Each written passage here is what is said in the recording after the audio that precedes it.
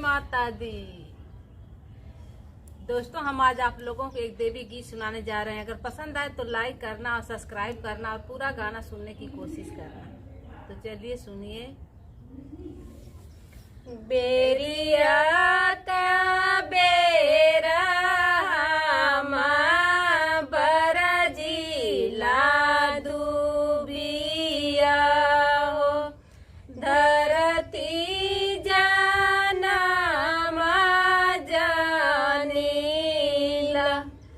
बेरिया का बेरा बरजीला दुबिया हो, धरती जानमा जानीला। एई माया दुर्गा मैया दुबिया गरदा होई जय। एई माया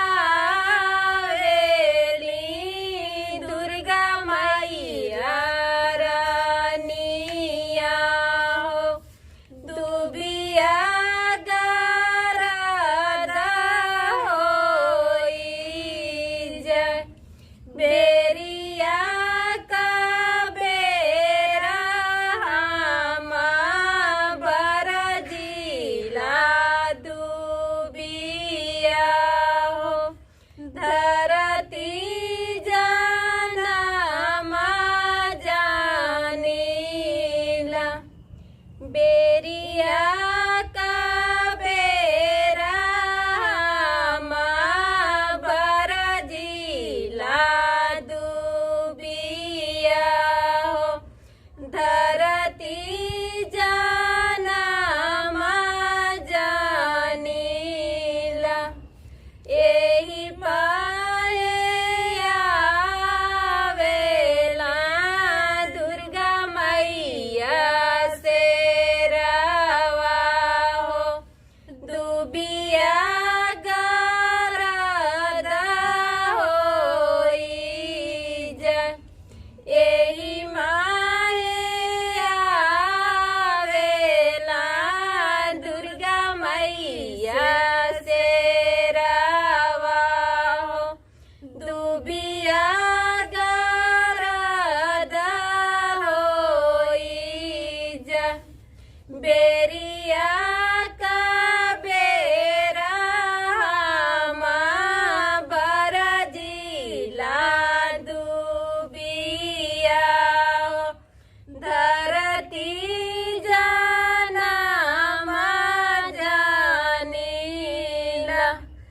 बेरिया का बेरा बरजीला दुबिया हो, धरती जानमा जानीला। एही माया काली मैया रानिया हो, दुबिया गरदा होई जय। एही माया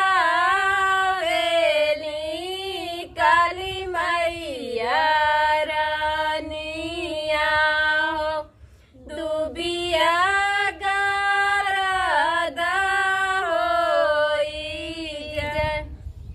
बेरिया का बेरा